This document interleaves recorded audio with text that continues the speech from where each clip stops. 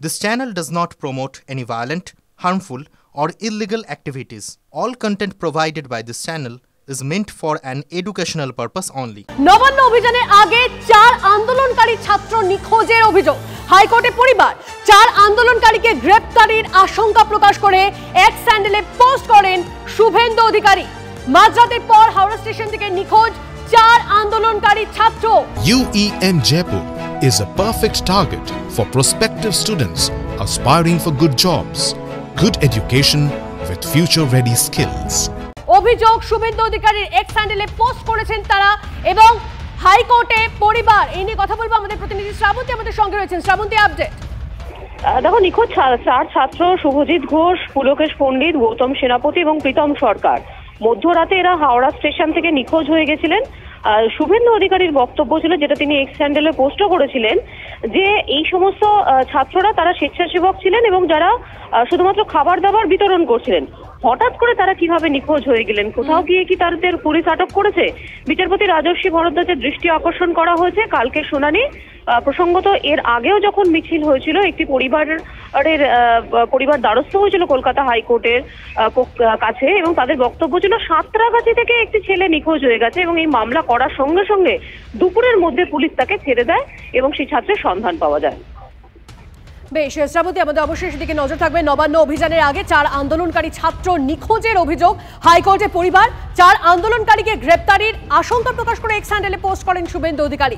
মাঝরাতের পর হাওড়া স্টেশন থেকে নিখোঁজ 4 আন্দোলনকারী ছাত্র। অভিযোগ জানান শুভেন্দু, 4 জনের সঙ্গে ফোনেও যোগাযোগ করা যাচ্ছে না এবং ওই 4 ছাত্র কিছু হলে দায়ী থাকবে পুলিশ আক্রমণে শুভেন্দু অধিকারী।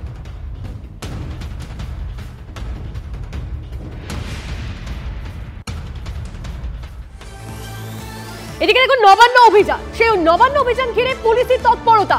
নবান্নে ঢোকার ঠিক মুখে গাড়ি থামিয়ে চেকিং পুলিশের ছবি দেখাবো আপনাদেরকে, অর্থাৎ আজ আঁটো নিরাপত্তা ব্যবস্থা। নবান্ন অভিযান ঘিরে পুলিশের তৎপরতা আমাদের নজরে আসছে, সেই সমস্ত ছবি টিভি9 বাংলা আপনাদের দেখাচ্ছে। নবান্নে ঢোকার মুখে গাড়ি থামিয়ে চেকিং পুলিশের। পশ্চিমবঙ্গ ছাত্র সমাজ এবং সংগ্রামী যৌথ মঞ্চের নবান্ন অভিযান রয়েছে আজকে। আর আমরা এখন দাঁড়িয়ে রয়েছি ঠিক টোল প্লাজার পরে যে জায়গা দিয়ে র্যাম্প দিয়ে নবান্নে নামতে হয় সেই জায়গাটাতে।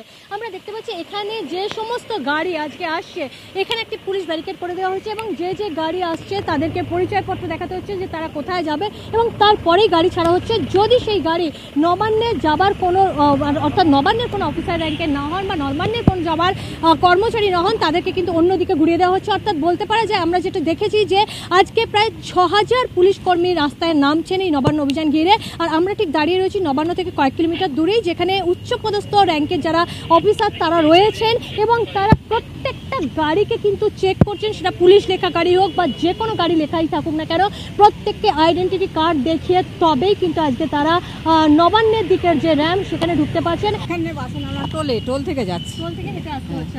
আপনারা আগে থেকেই জানতেন আজকে এরকম হাঁটতে হবে? হ্যাঁ। দিদি, নবান্নের স্টাফ?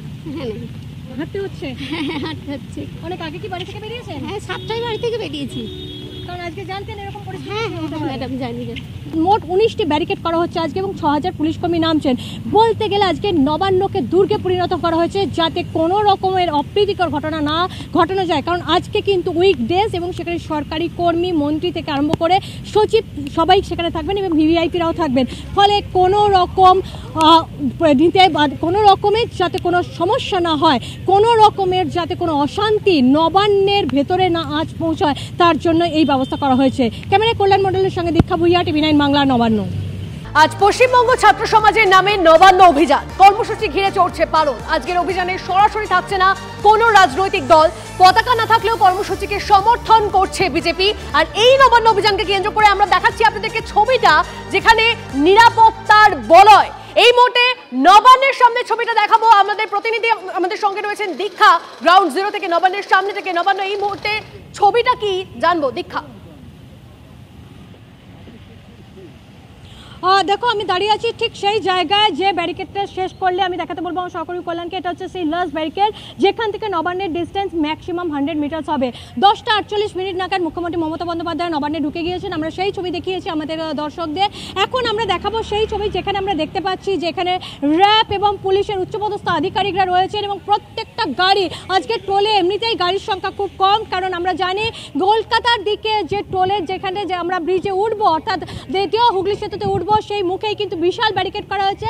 সেখান থেকে গাড়ি ছাড়া হলেও কিন্তু এই যে নবান্নের দিকে যাওয়ার জন্য গাড়ি ছাড়তে গেলে কিন্তু প্রত্যেকটি গাড়ি চেক করা হচ্ছে, এমনকি সংবাদ মাধ্যম যারা তাদের অ্যাক্রিডিটেশন কার্ড ছাড়া তাদের ঢুকতে দেওয়া হচ্ছে এবং প্রত্যেকটি যারা কর্মচারী আজকে স্পেসিফিক্যালি যে তাদেরকে বলে দেওয়া হয়েছিল যারা আজকে নবান্নের কর্মচারী তাদের প্রত্যেকের কিন্তু ব্যাগ চেক করানোর পাশাপাশি তাদের আইডেন্টিটি কার্ড চেক করা হচ্ছে। আমরা সেই ছবি দেখতে পাচ্ছি যে আইডি কার্ড চেক করানোর পরে সে যদি পুলিশ অফিসার পুলিশেরও কেউ হন প্রত্যেককে আইডি কার্ড চেক করানো হচ্ছে এবং ঢোকানো হচ্ছে। তার কারণ আমরা গতকালই দেখেছিলাম এডিজি এলো মনোজ ভার্মা এবং এডিজি সাউথ বেঙ্গল সুপ্রতিম সরকার যে প্রেস কনফারেন্স করেছিলেন তারা বলেছিলেন ইন্টেলিজেন্সের খবর আছে তাদের কাছে যে মিছিল তো আটকানো হবে, কারণ 6000 পুলিশ কর্মী মোতায়েন করা হয়েছে, 19টা ব্যারিকেড আছে, আয়রন ব্যারিকেড আছে বিভিন্ন জায়গায়।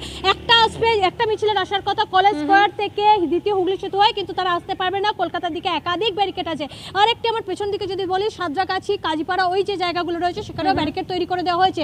কিন্তু ইন্টেলিজেন্সের কাছে যে খবর আছে ছোট ছোট গ্রুপে 2-3 জন করে হয়তো ঢুকে যাওয়ার চেষ্টা করতে পারে না, সেই কারণেই যাদেরকে এই লাস্ট ব্যারিকেড অর্থাৎ নবান্নে যাবার দিকে চারদিকে যে ব্যারিকেডগুলো রয়েছে এটি একটি ব্যারিকেড যেটা দ্বিতীয় হুগলি সেতু হয়ে নবান্নে ঢোকা যায়, সেখানে প্রত্যেকটা আইডেন্টি কার্ড দেখিয়ে তবে ঢুকতে হচ্ছে এবং প্রত্যেকটা গাড়ি কিন্তু চেক আউট হচ্ছে, কারণ ইতিমধ্যেই আমরা জানি মুখ্যমন্ত্রী মমতা বন্দ্যোপাধ্যায় নিশ্চিত নিরাপত্তা যাকে বলে কার্যত দুর্গের চেহারা নিয়েছে নবান্ন। আমরা দেখতে পাচ্ছি কিভাবে পুলিশে ছয় লাভ, আর শুধুমাত্র নবান্নের সামনেটাই নয়, এর পাশাপাশি একটু আগেও যে ছবি দেখাচ্ছিলাম ফের একবার আপনাদেরকে দেখাই হাওড়া ব্রিজের ওপরের ছবিটা।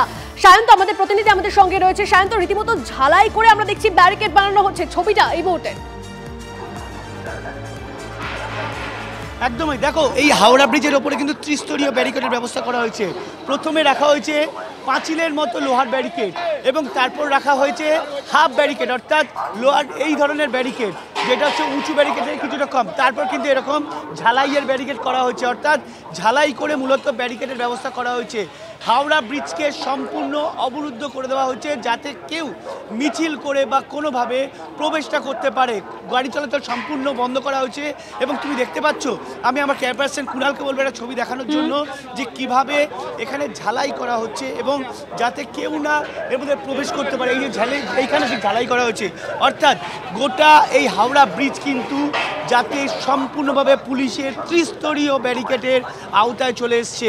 আর শুধু এই ব্যারিকেড বললে ভুল হবে, কলকাতা পুলিশের তরফে কিন্তু বিশাল বাহিনী ডিসি যিনি ইন্দিরা মুখার্জি আছে তার নেতৃত্বে বিশাল বাহিনী এখন হাওড়া ব্রিজের ঠিক ওপরেই রয়েছে এবং তুমি দেখতে পাচ্ছ সেই ছবি যে একে রয়েছে কলকাতা আর্ম ফোর্সের যেমন পুলিশ এবং জওয়ানরা রয়েছে, তেমনই কলকাতা সাদা পুলিশ উর্দিধারীরাও রয়েছে।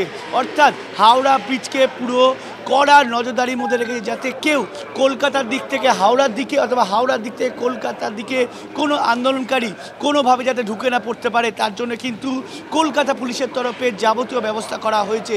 কিন্তু সমস্যা হয়েছে অন্যত্র, যারা সাধারণ মানুষ যারা এই ব্যস্ততার দিনে হাওড়া স্টেশনে নেমে ট্রেনে করে তারা নিজেদের কর্মস্থলে যাচ্ছেন তারা কিন্তু বাস বা গাড়ি না পেয়ে চরম সমস্যায় পড়েছেন। তাদেরকে এরকম হেঁটেই হাওড়া স্টেশনে নেমে তাদেরকে কলকাতার দিকে আসতে হচ্ছে, এই সমস্যায় কিন্তু পড়তে হয়েছে। কিন্তু পুলিশের তরফে যা বলে দেওয়া হয়েছে তাদের পক্ষে কিছু করার নেই, আন্দোলনকারীদের আটকানোর জন্য এই ব্যবস্থা তাদের নিতেই হয়েছে যাতে গাড়ি চলাচল সম্পূর্ণ বন্ধ রাখা যায়। আমার ক্যামেরাম্যান আমি কুণালকে আরেকবার বলবো ছবি দেখানোর জন্য, গোটা হাওড়া ব্রিজের ওপরটা তুমি দেখতে পাচ্ছ কিভাবে এই লম্বা পাঁচিল যে লোহার ব্যারিকেড সেটা বসানো হচ্ছে কলকাতার দিকে এবং একদম সায়ন্ত তোমার মাধ্যমে আমরা ছবিটা দেখছি প্রত্যেক মুহূর্তে ত্রিস্তরীয় নিরাপত্তা ব্যবস্থা হাওড়া ব্রিজের উপরে ছবিটা দেখুন, পুলিশে ছয় লাভ।